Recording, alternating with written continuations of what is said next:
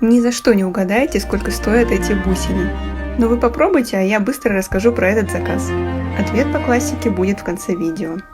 Это 400 керамических бусин, слепленных полностью вручную. Мы слепили их за 2 недели. Зачем столько бусин? Для дизайнерского панно в технике макраме. Вот эскиз. Заказ стоил 80 тысяч рублей, и пока это наш рекорд. Угадали цену? Дайте знать в комментариях и заходите к нам на страницу. Там еще больше роликов про внутрянку мастерской.